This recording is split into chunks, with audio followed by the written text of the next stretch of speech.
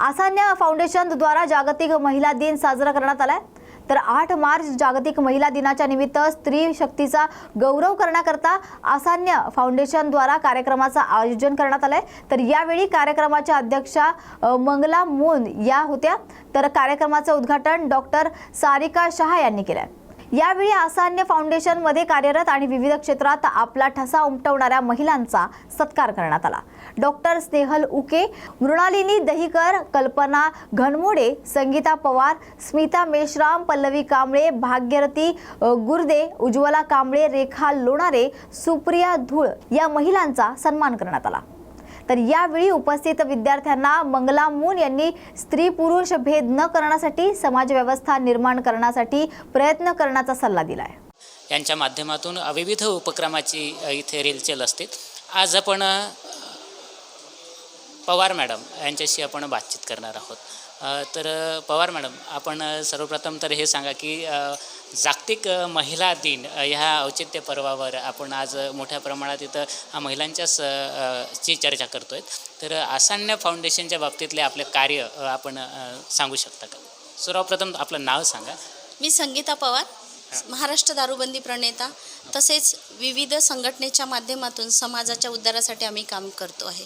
खरं तर महापुरुषांनी इतकं काही करून ठेवलेलं आहे की नव्याने काही करायची गरज नाही आहे, परंतु जे महापुरुषांनी काम करून ठेवलेले ते लोकांपर्यंत आणून जनजागृतीची गरज आहे आणि आज आम्ही ते करतो आहे।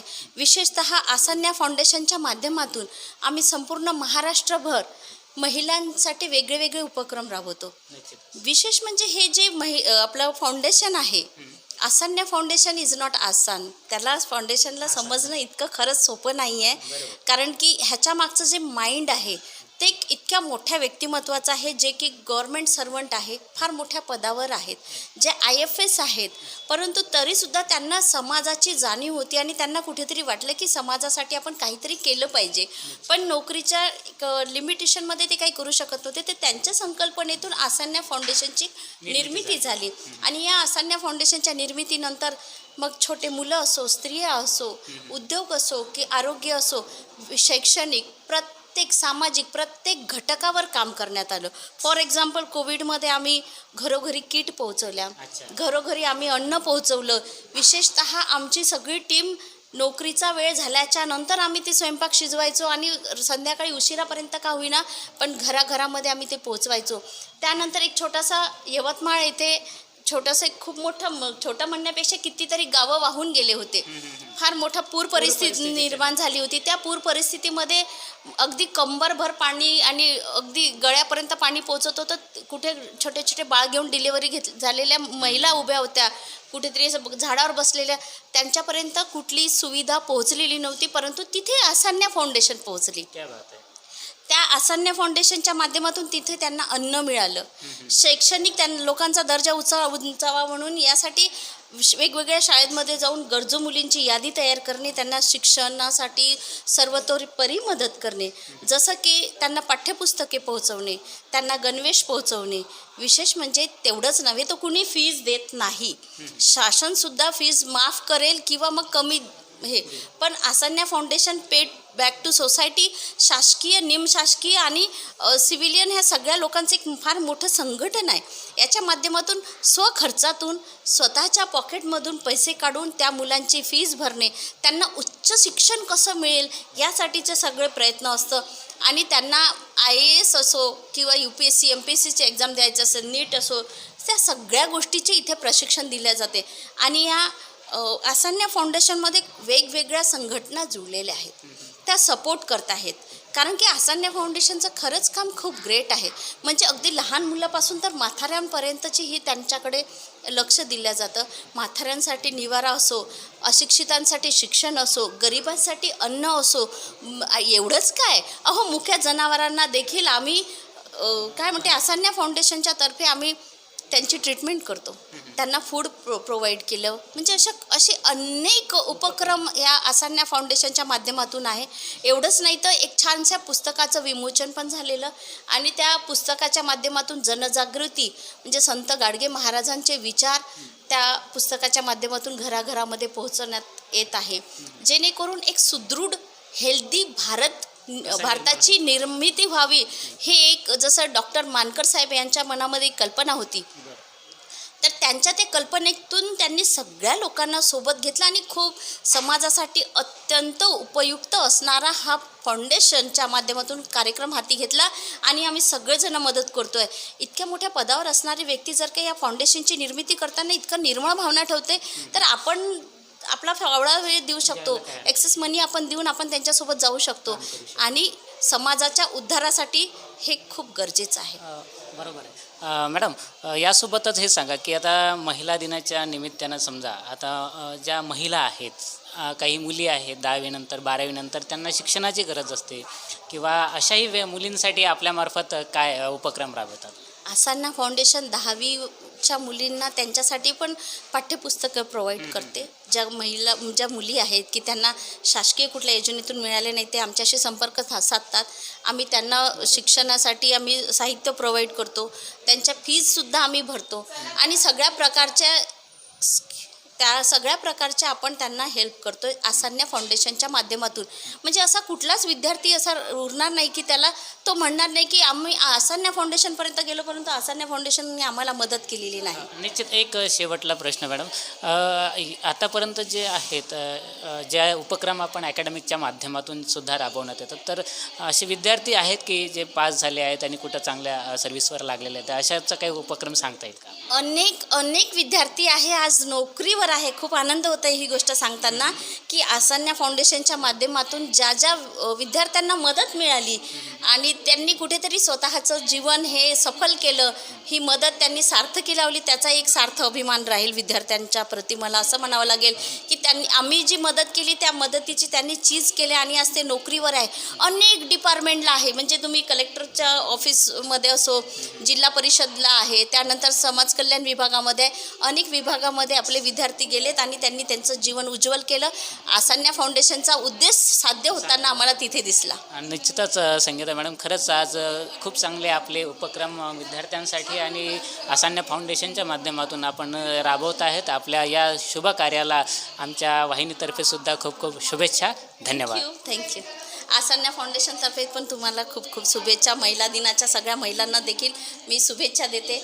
खरं तर 90% महिलांना माहिती नाही आपण महिला दिन का साजरा करतो, त्याच्या मागची पार्श्वभूमी खरंच माहिती नाही. पण ज्या दिवशी माहिती होईल त्या दिवशी रशियासारखी क्रांती भारतातही होईल आणि महिला जागृत होऊन काहीतरी करतील असं मला निश्चितच मॅडम. धन्यवाद. धन्यवाद.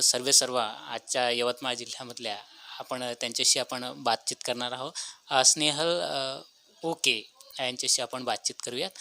मॅडम, सर्वप्रथम तर आपलं स्वागत आहे. नमस्कार. नमस्कार सर, मी डॉक्टर स्नेहल उके, सदस्य आहे आसान्य फाउंडेशन यवतमाळ युनिटची. मॅडम, आसान्य फाउंडेशनद्वारे विविध उपक्रम आपल्यामार्फत राबवल्या जातात. यवतमाळमध्ये सुद्धा मोठ्या प्रमाणात उपक्रम जे आहेत आपल्या इन्स्टिट्यूटमार्फत पण आणि आपल्या आसान्य फाउंडेशनच्या माध्यमातून भरपूर साऱ्या गरीब, होतकरू आणि जिज्ञासू मुलांपर्यंत आपल्यामार्फतचे जे कार्य पोहोचत आहेत, तर याबाबत आपलं काय सांगता येईल? गोरगरीब विद्यार्थी शिकला पाहिजे आणि त्यांनी समाजाला काहीतरी देणं लागतं, म्हणजे पे बॅक टू सोसायटी या तत्वावरच आसान्य फाउंडेशन कार्यरत आहे. तर त्यामध्ये आता जे गोरगरीब विद्यार्थी आहे, ज्यांना नीट करायचं आहे, JEE करायचं आहे, CET करायचं आहे, NDA करायचं आहे, अशा सर्व विद्यार्थ्यांना जे गरीब परिस्थितीतून आहे की ज्यांना शिकायची इच्छा आहे, अशांना मदतीचा हात जो आहे तो आसान्य फाउंडेशन करत आहे. ठीक आहे. तर त्यांच्या जो राहण्या खाण्याचा खर्च जो आहे तो आसान्य फाउंडेशन घेत आहे. तर त्याच्यासोबतच आमचा पॅरलल दुसरा एक NGO आहे, केअरिंग हँड फाउंडेशन. तर त्यांचा जो शिक्षणाचा खर्च आहे, तर तो शिक्षणाचा खर्च, जो टीचिंगचा खर्च आहे, स्टेशनरीचा खर्च आहे, तो आमचा केअरिंग हँड फाउंडेशन करत आहे. तर त्यांच्या राहण्या खाण्याचा जो खर्च आहे तो आसान्य फाउंडेशन करत आहे. तर जवळपास आतापर्यंत 30 विद्यार्थी आमचे मेडिकलला गेलेले आहे या 3 वर्षामध्ये. ठीक. मॅडम, आणखी काय सांगतात? आपले पुढील जे उपक्रम आहेत त्या बाबतीत पण आपण बोलला होतात, तर याबाबत पण थोडं सांगा ना. आसान्या फाउंडेशनचे पुढले प्रोग्राम म्हणजे आम्ही एक वृद्धाश्रमाची स्थापना केली आहे. स्वर्गीय सुमित गुघाणे यांच्या वडिलांनी आम्हाला काही जमीन दान स्वरूपात दिलेली आहे बेलोरा इथे, आणि तिथेच आम्ही वृद्धांना राहण्यासाठी वृद्धाश्रमाची स्थापना केली आहे. तर जवळपास 25 बेडेड हे आमचं वृद्धाश्रम आहे आणि त्याचं 90% काम झालेलं आहे. म्हणजे या महिन्याच्या शेवटपर्यंत किंवा पुढल्या महिन्यात पहिल्या वीकमध्ये आम्ही त्याचं इनॉग्रेशन करणार आहोत. तर त्यासोबतच आमचं दुसरा प्लॅन आहे की आसान्य सांस्कृतिक भवन हे यवतमाळ शहरात काढायचं आहे. तर त्यामध्ये कसं आहे की जे गोरगरीब जनता आहे, ज्यांना आपल्या मुलामुलींचे लग्न करायचे आहे किंवा कुठलाही घरचा एखादा कार्यक्रम घ्यायचा असेल तो त्यांना एकदम माफक दरामध्ये राहणार आहे. त्यानंतर आम्ही पतसंस्था, आसान्य महिला पतसंस्था याचं काम आमचं सुरू झालेलं आहे आणि लवकरच आम्ही आसान्य पतसंस्था पण सुरू करणार आहोत. आणि त्यामध्ये तेच जे निडी लोक आहे, म्हणजे जे गरजू लोक आहे, त्यांना जे लोन वगैरे पाहिजे असेल तर त्याची मदत आम्ही आसान्य फाउंडेशनच्या आसान्य महिला बँकेतून करणार आहोत. आणि सोबतच जसं आता काही विद्यार्थी आहे त्यांच्या राहण्या खाण्याची व्यवस्था नाही आहे, तर त्यांच्यासाठी हॉस्टेलची सुविधा ती अत्यंत आवश्यक आहे. तर आम्ही आसान्याचं आमची पुढची स्टेप आहे की आसान्य गर्ल्स अँड बॉईज हॉस्टेल तेही आम्ही या यवतमाळ शहरामध्ये सुरू करणार आहोत. निश्चितच स्नेहल मॅडम, फार चांगले आणि जे गरजू आणि नितांत आवश्यकता असणारे उपक्रम आपल्या आसान्यामार्फत राबवल्या जातात. आणखी काही सांगायचं असल्यास पुन्हा सांगता येईल का? आणखी काही म्हणजे जे आता गरीब विद्यार्थी आहे तर त्यांनी आता आपल्या समाजामधली काही सामाजिक परिस्थिती जर आपल्याला चेंज करायची असेल तर तुम्हाला शिक्षणाशिवाय पर्याय नाही. ठीक आहे. तर जेव्हा गोरगरीब विद्यार्थी शिकेल तर आपल्या घरचा एक जरी विद्यार्थी किंवा एक जरी माणूस शिकला आणि तो चांगल्या नोकरीवर लागला तर पिढ्यानपिढ्या त्याच्या सुधरू शकतात, बदलू शकतात. तर समाजामध्ये काहीतरी बदल आणावा हाच आमचा आसान्य फाउंडेशन किंवा केअरिंग हँड फाउंडेशनचा उद्देश आहे. आणि त्या दोन्हीही आमच्या ज्या संस्था आहे आसान्य आणि केअरिंग, हे दोन्ही गोरगरीब विद्यार्थी शिकला पाहिजे त्यासाठी सतत अहोरात्र काम करत आहे, धडपड करत आहे. स्नेहल मॅडम, खूप चांगले उपक्रम आसान्य फाउंडेशन आणि केअर फाउंडेशनच्या माध्यमातून सुरू आहेत. यवतमाळ जिल्ह्यात सुद्धा याचा चांगला प्रतिसाद तुम्हाला मिळतो आहे. आपल्या ह्या यशाला न्यूज मराठी 24 मार्फत खूप साऱ्या शुभेच्छा. धन्यवाद. न्यूज मराठी 24/7 निळकंठ मानकर, यवतमाळ प्रतिनिधी. आज आपण यवतमाळ येथून मोठ्या प्रमाणात जे संस्थेचे कार्य आहेत, जसं आसान्य फाउंडेशन ही एक सुद्धा नावाजलेली संस्था आहे. या संस्थेमार्फत विद्यार्थ्यांकरिता जसं होतकरू, गरीब आणि ज्यांना पैशाची कमतरता आहेत अशा विद्यार्थ्यांसाठी मोठे स्वप्न जे बाळगण्याचा जो ध्येय त्यांच्यामार्फत आहेत, तर आपण आसान्य फाउंडेशनच्या माध्यमातून त्या पुरवण्यात येतात. आपण त्यांच्याशी चर्चा करूयात आणि आपण जाणून घेऊया की यांचे कोणकोणते उपक्रम ते राबवतात. मॅडम, आपलं सर्वप्रथम नाव सांगा. कुमारी स्मिता हरिदास मेश्राम. मी API association of progressive employees Yavatmal युनिटची सदस्य आहे आणि त्याचाच एक भाग म्हणून आसान्य ही संस्था उदयास आलेली आहे. आम्ही सर्वप्रथम आसान्य म्हणजे काय? आर्थिक सामाजिक न्यायासह, म्हणजे ज्या विद्यार्थ्यांमध्ये आर्थिक दुर्बल आहेत, सामाजिक घटकांपासून दूर राहिलेले आहेत किंवा जे विद्यार्थी शिक्षणापासून वंचित आहेत, ज्यांच्याकडे शिक्षणासाठी क्वालिटी आहे पण त्यांच्याकडे पाहिजे तो पैसा नाही आहे, या सगळ्या गोष्टींचा विचार करून आसान्य ही संस्था पे बॅक टू सोसायटी म्हणून कार्य करते.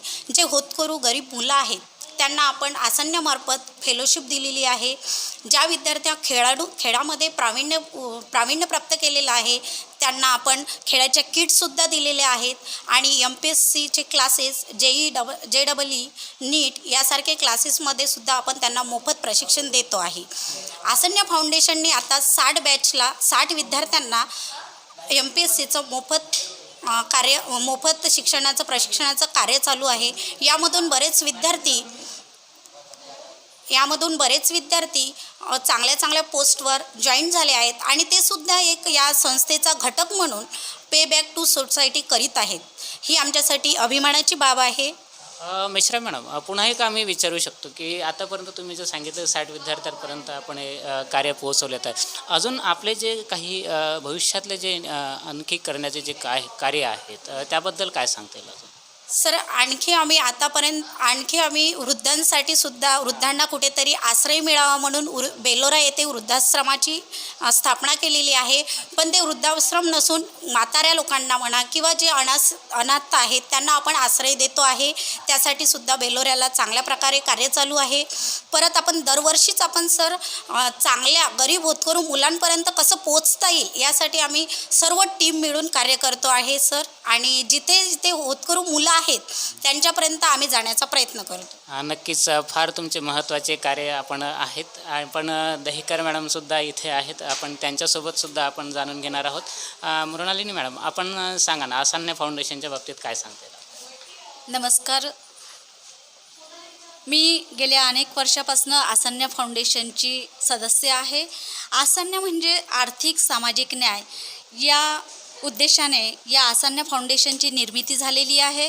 आणि आसान्य फाउंडेशनच्या माध्यमातून अनेक उपक्रम राबवले जातात की ज्या माध्यमातून अनेक विद्यार्थ्यांना शिष्यवृत्ती असू द्यात किंवा गोरगरीब वंचितांना आधार असू द्यात, अशा अनेक ज्या काही गोरगरिबांच्या समस्या आहेत त्या समस्यांना त्यांच्या समस्यांचं निवारण करण्यासाठी आसान्य फाउंडेशन हे नेहमी धावून जाते आहे. याच माध्यमातून अनेक गरजू गरीब मुलांना आधार देण्यासाठी आसान्य फाउंडेशनने विद्यार्थ्यांसाठी अनेक उपक्रम राबवलेले आहेत. त्यासाठी शिष्यवृत्ती योजनासुद्धा त्यांना उपलब्ध करून दिलेली आहे. तसेच आम्ही आसान्य फाउंडेशनच्या माध्यमातून सामाजिक उपक्रमसुद्धा राबवत असतो. सामाजिक उपक्रमांमध्ये मग जे काही शहीद जे आहेत तर त्यांच्या वीर पत्नींना आम्ही एक आधार देण्याचं काम केलं. त्यांना आम्ही एक साडी चोळीचा कार्यक्रम केला. तसेच आसान्य फाउंडेशनचा एक मोटो आहे की पर्यावरण आणि पर्यावरणासाठी आसान्य फाउंडेशन खूप मोठं काम करते आहे. आणि त्या माध्यमातून दरवर्षी आम्ही ठिकठिकाणी झाडं लावतो आणि ते झाडं जगवण्याचा कसा प्रयत्न होईल त्यासाठी सुद्धा प्रयत्न करतो. झाडभूमी यवतमाळ या ठिकाणी आम्ही आसान्य फाउंडेशनच्या माध्यमातून खूप मोठं एक उपक्रम हाती घेतलेला होता. तसेच त्यानंतर चोंडी या ठिकाणी सुद्धा आम्ही विद्यार्थ्यांना पर्यावरण उपक्रमासोबतच पुस्तकांचं वितरणसुद्धा केलं की ज्या माध्यमातून विद्यार्थ्यांना जे काही महान आपले सत्यशोधक विचारांचे जे काही आहेत थोर पुरुष तर त्यांची माहिती इतरांपर्यंत पोहोचावी, विद्यार्थ्यांना त्यांची माहिती व्हावी या दृष्टिकोनातून पुस्तकांचं वाटपसुद्धा आम्ही करत असतो. आणि पुस्तकं भेट देण्याचं आमचं उपक्रम असते. जास्तीत जास्त आम्ही बुके वगैरे प्रेझेंट न करता आम्ही पुस्तके आणि रोपटं देऊन कुठल्याही आम्ही जे काही आमचे गेस्ट असतात तर त्यांचं स्वागत करत असतो. याच माध्यमातून सध्या परिस्थितीमध्ये आमचे जे काही विविध उपक्रम आहेत तर त्यामध्ये एक मोठा उपक्रम म्हणजे आम्ही वृद्धाश्रम सुरू केलेला आहे. आणि लगेच या वृद्धाश्रमाला आमचा प्रारंभ या महिन्यातच बहुतेक होऊ शकेल. आणि या वृद्धांना आधार देणे आणि अगदी सगळी व्यवस्था या ठिकाणी मोफत राहील. इथे स्नेहल मॅडम उके सर यांच्या माध्यमातून जे काही डॉक्टरांची टीम आहे तर ही टीम त्यांना सदोदित त्यांच्या आजारपणावर मात करण्यासाठीचे प्रयत्न करत राहतील. आणि आमचे जी काही आसान्य टीम आहे ही सगळे मिळून आम्ही या यवतमाळ जिल्ह्याचं नेतृत्व करतो. आमची आसान्य फाउंडेशन ही संस्था भारतभर आहे आणि चंद्रपूर आणि यवतमाळ या ठिकाणी मोठ्या प्रमाणावर याचं काम सुरू आहे. तर ही आसान्याची एक छोटीशी झलक होती. आम्हाला बरंच काम करायचं आहे. मॅडम, आपण फारच उपयुक्त अशी माहिती लोकांपर्यंत पोहोचवण्याचा प्रयत्न करत आहे आणि आपल्या फाउंडेशनचे कार्य सदोदिन असेच वाढत राहावं हीच आमच्या न्यूज मराठीकडून आपणास शुभेच्छा. धन्यवाद. धन्यवाद. आज कडवड हिंदुत्ववादी सरकार राज्यात आहे असं वक्तव्य नितेश राणे यांनी केलंय. तर आज धर्मरक्षण दिनाच्या निमित्ताने आपण इथे जमलो आहोत. माजी आमदार प्रमोद जठार यांचे मनापासून अभिनंदन आहे, कारण त्यांनी हे भगवं वादळ निर्माण केले. या व्यासपीठावर एक हिंदू म्हणून आम्ही इथे उपस्थित आहोत. स्मारकासाठी आमच्या हिंदुत्ववादी सरकारने तरतूद केली आहे. इथे भव्य स्मारक उभारून दाखवू असं आव्हान देखील त्यांनी यावेळी केलं. तर आपल्या आडनावाच्या आपल्या नावाच्या पुढे वेगळेच आडनाव लागले असते. कोण शेख असता, कोण खान असता. आता जे काही हिंदू आडनाव लागलेत ना, ते फक्त छत्रपती संभाजी महाराजांमुळेच आहे असं मानणाऱ्यापैकी आम्ही आहोत. कारण का स्वराज्याची लढाई, हिंदवी स्वराज्याची लढाई हे इस्लामीकरणाच्या विरोधातच झाली आहे. मुघलांनी जे काही इस्लामिक आक्रमण जे सुरू केलं होतं, त्या कार्ट्या औरंग्याने ज्या पद्धतीने आमच्या हिंदू मंदिरं तोडली, आमच्या हिंदू माता भगिनींचा छळ सुरू केला, हिंदू धर्माला नष्ट करण्याचे शपथ त्या औरंग्याने घेतलेली, त्या औरंग्याला थांबवण्याचं आणि आव्हान देण्याचं काम कोणी केलं असेल तर ते छत्रपती शिवाजी महाराज आणि छत्रपती आमच्या संभाजी महाराजांनीच केलेला. म्हणून आमच्यातले काही कार्टे आहेत सांगायचं ते नाही. शिवाजी महाराजांच्या सैन्यामध्ये मुसलमान होते, कोण मुसलमान नव्हते तिकडे. उगाच टेपरगॉडर चालवता. स्वराज्याची लढाई ही इस्लामच्या विरोधातच होती, हिंदू विरुद्ध मुसलमान होती. आणि त्या लढाईमध्ये आमच्या राजांनी हिंदू धर्माला इस्लामच्या समोर झुकायला दिलं नाही. हाच आमच्या सगळ्यांचा ज्वलंत इतिहास आहे, ज्वलंत इतिहास. आणि म्हणून जे काही कोण अतिशाणे आहेत, जास्त शिकलेले, त्यांची दुकानं चालतात या सगळ्या गोष्टीवर. नाही, शिवाजी महाराजांनी कधीही कुठली मस्जिद तोडली नाही, कुठलाही मुसलमान त्यांच्या सैन्यावर, सगळं झूट आहे. उभं राहायचं इथे या व्यासपीठावर सांगा. इतिहास आम्हालाही कळतो, तुमच्यापेक्षा दीड थोडा जास्त कळतो. म्हणून उगाच आमच्या राजाची बदनामी करू नका. जे काही हिंदू धर्माच्या विरोधात ज्यांनी वाकड्या नजरेने पाहिलं त्यांना तिथे ठेचण्याचं काम आमच्या स्वराज्याच्या रक्षकांनी केलं. याबद्दल आम्हाला त्याच्यावर सार्थ अभिमान आहे, सार्थ अभिमान. आणि म्हणून आज या इथे स्मारकाच्या निमित्ताने इथे उपस्थित असताना आम्हाला अभिमान वाटतो की आमचं हे महायुतीचं सरकार, हे हिंदुत्ववादी विचाराचं सरकार, ज्या हिंदू समाजामुळे आमचं सरकार अस्तित्वात आलं, त्या हिंदू समाजासाठी आम्ही, त्या हिंदू धर्म रक्षकासाठी एवढं मोठं स्मारक आम्ही बनवू शकलो, त्याची सुरुवात करू शकलो, हे आम्ही आमचं भाग्य समजतो. कारण हे सरकार आणलं तर हिंदू समाज आहे. हिंदू समाजाने जे काय लोकसभेच्या नंतर ही जी काय हिरवी वळवळ जी होत होती, त्या हिरवे जे काही चादरे टाकण्याचे कार्यक्रम सुरू होते, हिरवी गुलाल काय ओढवायचे, अल्लाहू अकबर म्हणण्याची नाटकं जी सुरू झाली होती, त्या सगळ्याला चोख उत्तर विधानसभेच्या निमित्ताने दिलं. आणि कडवट हिंदुत्वादी सरकार आज राज्यामध्ये बसवलेला आहे. आणि म्हणून आमचं परम कर्तव्य आहे, मंत्री म्हणून, सरकारचे प्रतिनिधी म्हणून, आमचं सर्वात पहिलं प्राधान्य हे हिंदू समाजाचं संरक्षण आणि हिंदू समाजाची सगळी इच्छा पूर्ण करणं आहे. हे आम्ही अभिमानाने सांगतो. म्हणून स्मारक बनण्याची वेळ हीच असू शकली असते. ती काय महाविकास आघाडीच्या काळात बनणार, तिथे सगळे मौलवी फिरायचे, तिथे नाही बनवू शकले असते. ते आमच्याच काळात बनणार. अधिकार सगळा आम्हीच हिंदू समाजाबरोबर आम्ही उभे राहिलेलो. आमच्या प्रसाद लाडजीने आता फुलटॉस दिलाय तर नितेश राणे सिक्सर मारणार. आमचं असंच असतं मॅच फिक्सिंग. काय लाडकर त्यांनी बॉल टोलवायचा आणि आम्ही उडवायचं. म्हणून त्यांनी इच्छा व्यक्त केलेली आहे. आता इच्छा पण त्याला माहिती आहे, हा पराक्रमी ह्याच्याकडे केला तरच काहीतरी कार्यक्रम होईल. कारण का अजूनपर्यंत खूप लोकांना अंदाजच येत नाही की मी मंत्री आहे.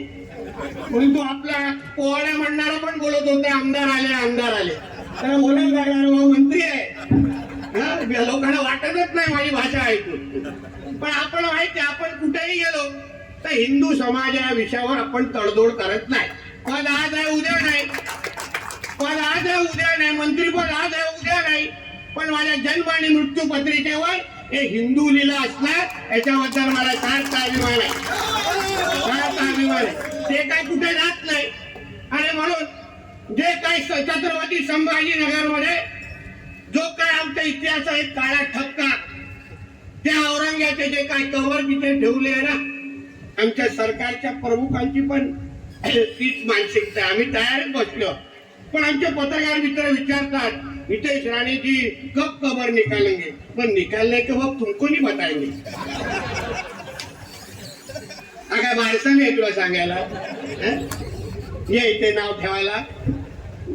एवढ्या गड किल्ल्यांच्या वर जेव्हा जेव्हा अतिक्रमण काढली सांगितलं का पत्रकारांना तर हे 5 वाजता कॅमेरा घेऊन? नाही सांगितलं. पहिलं तोडली आणि मग ब्रेकिंग न्यूज चालवली.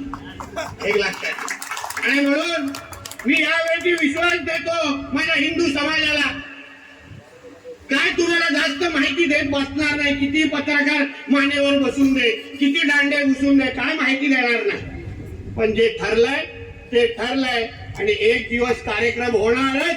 त्याला विश्वास तुम्हाला इथे देऊन जा, विश्वास देऊन जा. त्याची चिंता करू नका. ती घाण आपल्याला महाराष्ट्रामध्ये नको. ज्याला पाहिजे ना घेऊन जा पाकिस्तानमध्ये, आपल्या आब्बाच्या ढोंगणात टाक. आम्हाला नको आहे तो, आम्हाला नको आहे. आम्हाला इथे आमच्या स्वराज्य रक्षकांचा छत्रपती शिवाजी महाराजांच्या आठवणी पाहिजे. आम्हाला त्यांचे विचार स्वराज्याच्या आठवणी आमच्या महाराष्ट्रामध्ये पाहिजे. हे अशी घाण नको आम्हाला. औरंग्याची टिप्या बिप्याची ही घाण इथे नको आम्हाला. आणि म्हणून 5 वर्ष आहेत सरकारचे. आता तर आम्ही पिचवर आलोय, अजून 100 बिंबर मारायचे आम्हाला. म्हणून तुम्ही काय चिंता करू नका. आम्ही ऐकलंय की तिथे 5 पोलीस वाढवलेले आहेत छत्रपती संभाजी. वाढवा ना, अजून मजा येईल. पोलिसाचं संरक्षण जेवढं वाढेल तेवढं तिथला कार्यक्रम करण्यामध्ये मजा येईल. म्हणून ह्याची तुम्ही चिंता करू नका. म्हणून आज तुम्हाला सांगतो. तर ही होती आजची महाराष्ट्र बुलेटिन. अशाच महाराष्ट्रातील महत्त्वाच्या घडामोडींसाठी पाहत रहा न्यूज मराठी 24/7. नवा भारत नवा विचार. माझगाव विद्या मंदिर शाळेचे वार्षिक स्नेहसंमेलन उत्साहात साजरे झाले. तर या कार्यक्रमात सदाबहार कार्यक्रमाने पालकांची आणि ग्रामस्थांची मनं जिंकली आहेत. तर कोल्हापूर जिल्ह्यातील पन्हाळा तालुक्यातील माझगाव केंद्र शाळेमध्ये वार्षिक स्नेहसंमेलन उत्साही वातावरणात संपन्न झाले. स्नेहसंमेलनाची सुरुवात गावच्या सरपंच पूजा बंटी सुतार यांच्या हस्ते उद्घाटन करून करण्यात आली आहे. तर 1ली ते 7वी पर्यंतच्या 210 विद्यार्थ्यांनी सादर केलेल्या सांस्कृतिक कार्यक्रमांनी लोकांची मनं जिंकली आहेत.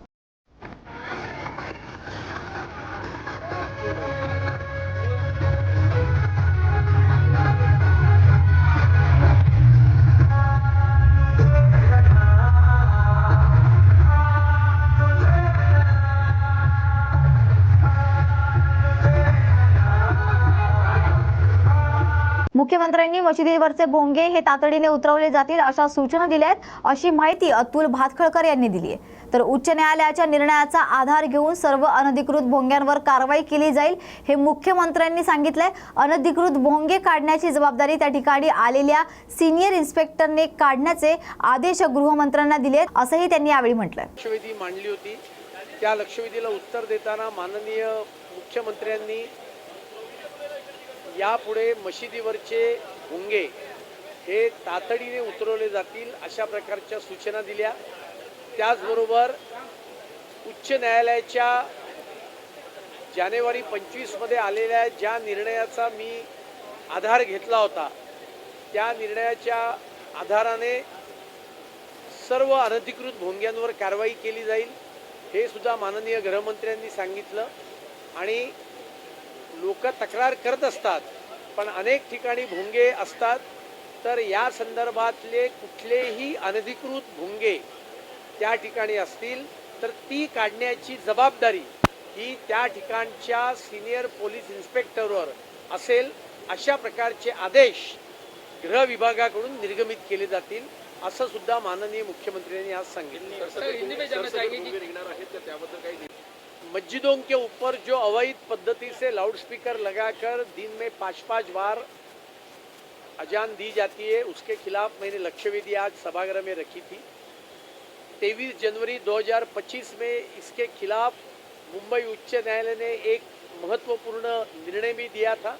माननीय मुख्यमंत्री ने लक्ष्यवेधी के संदर्भ में जवाब देते समय 2 बातें कही. कि मुंबई उच्च न्यायालय के निर्णय के अनुसार आने वाले दिन में सभी प्रार्थना स्थल के ऊपर के, मस्जिद के ऊपर के अनधिकृत भोंगे ये नीचे कर दिए जाएंगे। यदि कोई बार बार उस प्रकार की हरकत करेगा तो उनका सामान भी जब्त करने की बात उच्च न्यायालय के निर्णय में की गई है, उन्होंने आदेश दिया है। और इस सभी प्रकार की कार्रवाई के लिए जिम्मेदार ये हर पुलिस स्टेशन के इंस्पेक्टर जो रहेंगे वो इसके लिए जिम्मेदार रहेंगे। इस प्रकार के आदेश भी गृह विभाग निर्गमित करेगा। सर, इसमें ये भी जानना चाहिए कि क्या कोई टाइमलाइन जो है सरसकट भोंगे जे अनधिकृत आहेत ते काढले जातील। अनधिकृत भोंगे काढण्याची जबाबदारी ही त्या पोलीस स्टेशनच्या इन्स्पेक्टरवर असेल। अशा प्रकारचे आदेश आज माननीय मुख्यमंत्र्यांनी माझ्या लक्षवेधीवर उत्तर देताना निर्गमित केले आणि मुंबई उच्च न्यायालयाने 23 जानेवारी 2025ला जो निर्णय दिला त्या निर्णयाच्या अधीन राहून या संदर्भातली पोलीस कारवाई करते। सर, हिंदी में जानना चाहेंगे अवैध लाउड स्पीकर को लेकर के आज क्या कुछ हुआ विधान? सिडको वाळूज महानगरातील विकास कामं रखडल्याने परिसरातील नागरिकांना विविध समस्यांचा सामना करावा लागतोय। तर परिसरातील ड्रेनेज लाईन, रस्ते, उद्यान, खेळांची मैदानं आदींचा विकास रखडल्याने रहिवासी नागरिकांच्या नागरी समस्या ज्या आहेत ते बेताल झाल्याचे चित्र पाहायला मिळतंय। तर सिडको प्रशासनाने विकास कामं करण्यासंदर्भात दिलेले शब्द जो होता तो सिडको प्रशासनाकडून पाळला जात नसल्याने झोपलेल्या सिडको प्रशासनाला अखेर जाग करण्याची शिवसेना उपशहर प्रमुख दत्तात्रय वरसे पाटील यांच्या नेतृत्वाखाली रहिवासी नागरिकांच्या समवेत वाळूज महानगरपालिकेतील सिडको कार्यालयासमोर बेमुदत धरणे आंदोलन सुरू करण्यात आले। जोपर्यंत प्रलंबित 14 मागण्यांचे सिडको प्रशासनाकडून निरासन केले जात नाही तोपर्यंत बेमुदत धरणे आंदोलनातून माघार नाही असा आक्रमक पवित्रा जो आहे तो आंदोलकांनी घेतलाय। प्रशासनाचं करायचं काय? खाली मुंडकं वर पाय। सिडको प्रशासनाचं करायचं काय? खाली मुंडकं वर पाय। आमच्या मागण्या मान्य झाल्याच पाहिजे। सिडको कार्यालयासमोर बेमुदत धरणे आंदोलन सध्या आपण सुरू केलेले आहे। काय प्रमुख काय मागणी आहे? सर, प्रमुख मागण्या म्हणाल तर गेली 2 वर्ष आम्ही 14 मागण्यांसाठी जवळपास निवेदन दिलेलं आहे आणि त्या मागण्या आमच्या आजही पूर्ण झालेल्या नाहीत। त्या प्रमुख मागण्यांपैकी एक आहे ड्रेनेज लाईन। सिडको MIG आणि LIG मधील ड्रेनेज लाईन ही प्रामुख्याने आम्ही मागणी केलेली आहे। त्यानंतर रस्ते, सोबतच 33 kV आणि 11 kVच्या ज्या केबल जे पोल टाकलेले आहेत वरून गेलेल्या ज्या लाईन आहेत त्या अंडरग्राऊंड कराव्यात। अनेक नागरिकांना बांधकाम परमिशनसाठी त्रास होतोय। गट नंबर 140 सारखा पूर्ण एक गट त्यांनी ब्लॉक करून ठेवलेला आहे। महसूल विभाग म्हणतोय 7/12 देता येणार नाही, इंटरनल त्यांचे ते प्रॉब्लेम आहेत आणि सिडको म्हणतं 7/12 असल्याशिवाय आम्ही परमिशन देऊ शकत नाही। नागरिकांची एकंदरीत पिळवणूक सुरू आहे। विविध समस्या आहेत, या सर्व समस्यांसाठी आम्ही या ठिकाणी कालपासून धरणे आंदोलन सुरू केलेलं आहे। सिडको प्रशासनाचं काय म्हणणं आहे? सिडको प्रशासनाचा वेळकाढूपणा सुरू आहे। प्रत्येक बाबतीत, अगदी सेवा सुविधांच्या बाबतीत त्यांचं ते नेहमीचं ठरलेलं आहे। साधं त्यांना जर माहिती अधिकार टाकून माहिती विचारली तुमची म्हणजे पाणी पुरवठा कसा होतो तर अल्टरनेटिव्ह डे आम्ही पाणी पुरवठा करतो असं सांगतात, म्हणजे दिवसाआड ते पाणी देत आहेत सिडकोवासियांना असं ते सांगतात। मात्र प्रत्यक्षात 5-5, 6-6 दिवस सिडकोवासियांना पाणी मिळत नाही। नळाच्या पाण्याला येणारं पाणी शुद्ध येत नाही। ड्रेनेज लाईनचं पाणी नळाच्या पाण्यात सोडलं जातं।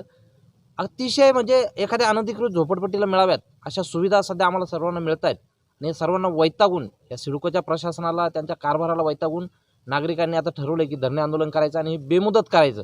जोपर्यंत सिडकोला खडबडून जाग येत नाही तोपर्यंत आम्ही आमच्या मागण्यांवर ठाम राहणार आहोत। हे धरणे आंदोलन सुरू राहणार आहे। बेमुदत धरणे आंदोलन आपण सुरू केले, काही कोणत्या सिडकोच्या अधिकाऱ्यांना वगैरे भेट? हो, मुख्य प्रशासकांना सांगून झालेलं आहे, प्रशासकांना सांगून झालेलं आहे, अभियंता, सगळ्या वसाहत अधिकारी सर्वांना सांगून झालेलं आहे। असा एकही अधिकारी सिडकोचा नाही की गेल्या 2 वर्षात किंवा मागच्या 8 दिवसात आमच्या समस्या किंवा आमच्या आंदोलनाबद्दल त्यांना माहिती नाही। प्रत्येकाला माहिती आहे, परंतु ते प्रत्येकजण आपला आपला वेळ मारून येतोय। प्रत्येकजण काहीतरी जबाबदारी ढकलण्याचा, एकमेकाच्या अंगावर ते काहीतरी ढकलून मोकळं व्हायचं अशा पद्धतीने अधिकारी वागत आहेत। जबाबदार अधिकारी तर कोणीही आम्हाला उपलब्ध होत नाही आहे आणि कुणीही आमच्या आंदोलनाकडे काल तरी दिवसभर फिरकलेलं नाही।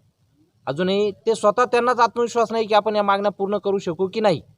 असं करत करत 2 वर्ष गेलेत आणि 2 वर्षापूर्वी त्यांनी आम्हाला स्वतः त्यांच्या लेटर हेडवरती लिहून दिलं होतं आश्वासनपत्र की आम्ही तुमच्या या मागण्या पूर्ण करू। त्यांनी लिहून देऊन पण आता सिडको घुमजाव करत आहे।